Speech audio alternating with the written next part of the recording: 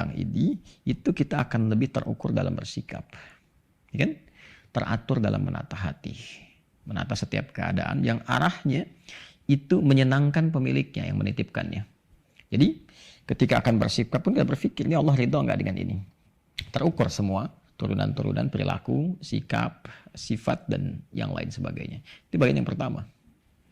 Yang kedua, mesti disadari bahwa di kehidupan rumah tangga itu sudah pasti akan ada perbedaan. Ya kan?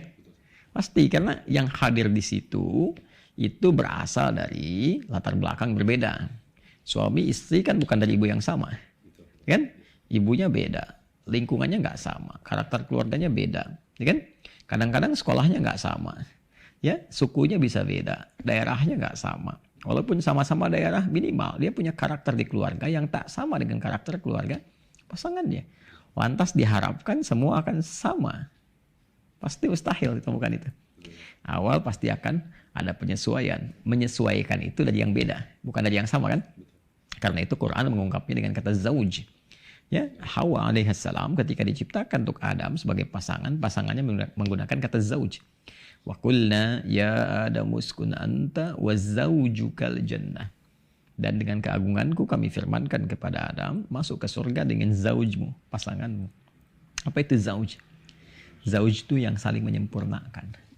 Ya kan? Kalau menyempurnakan berarti ada yang belum sempurna. Ya kan?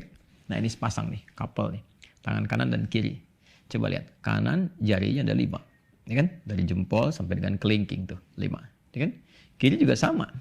Sama-sama jemari, sama-sama bagian dari tangan. Tapi apakah kanan dan kiri sama? Beda kan?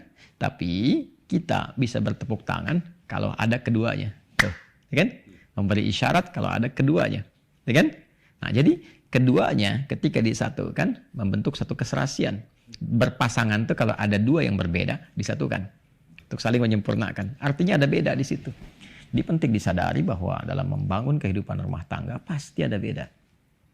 Nah, perbedaan itulah yang ditampilkan dalam Al-Quran pedomannya untuk bisa dikaji, yang dengan kajian itu meminimalisir kesalahpahaman-kesalahpahaman yang mungkin terjadi.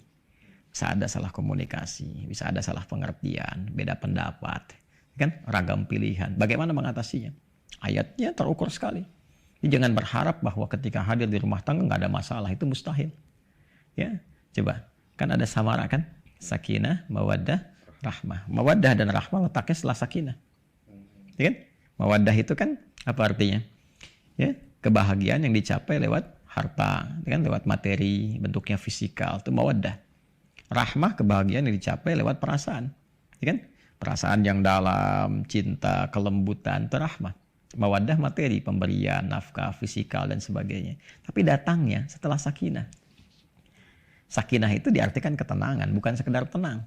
Karena ada tumaninah juga tuh. Tumaninah tenang juga, kan? Tumaninah, ketenangan yang dilahirkan lewat ibadah. Sakinah, ketenangan yang dilahirkan setelah melalui persoalan yang diselesaikan.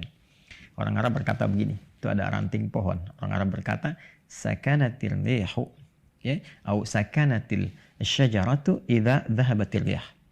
Ya, pohon itu atau ranting itu tenang setelah angin yang menerpanya pergi. Sakanatis safinatu idza dhahabatil amwaj. Ya, itu kapalnya itu tenang setelah ombaknya pergi. Jadi ketenangan di kapal terasa enak kan setelah nggak ada ombak. Ketika ada ombak semakin kuat kan. Semakin kita tahu, oh ini yang dikuatkan. Ini yang potensial bocor. Oh, gelombang begini bertahannya. Ya, setelah itu makin kuat kan. Tapi setelah badainya pergi, gelombangnya pergi, lebih tenang kan. Bukan hanya lebih tenang, tapi lebih kuat dari sebelumnya. Karena kita mempersiapkan diri untuk mengenal badai apa yang kemudian datang. Apakah sesuai, ya, kekuatannya bertambah untuk menghadapi yang lebih besar dan lain sebagainya. Demikian di rumah tangga.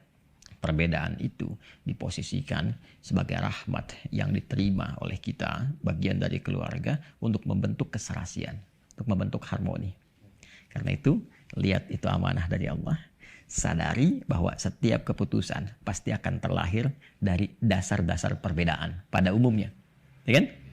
Nah, setelah itu, pelajari cara menyelesaikannya. Maka turun Quran surah keempat An-Nisa misalnya. Ayat ke-34 sampai 35. Ya kan? Dari mulai tanggung jawab laki-laki apa, istri apa sebagai perempuan. Suami apa, istri apa. Lalu kemungkinan ada persoalannya apa. Dari mulai saling menasihati, saling menyadari, ya, saling merelakan dalam kebaikan, memberi pelajaran yang baik-baik. Sampai ketika, ini poinnya, ada hal yang paling rumit pun, yang berpotensi melahirkan dorongan-dorongan untuk berbuat sesuatu yang tak pantas. Ya kan? Maka ada ayat 35 itu. Wa in khiftum shiqaqa bainihima fab'athu hakaman min ahlihi wa hakaman min ahliha. Kalau ada situasi yang kemungkinan akan memecah di antara suami istri, bahkan bertindak yang tak pantas, cari hakim dari keluarga. Ya, bukan menulis di media sosial, ya kan? Atau dikemas dalam entertainment misalnya, infotainment dan sebagainya, tidak.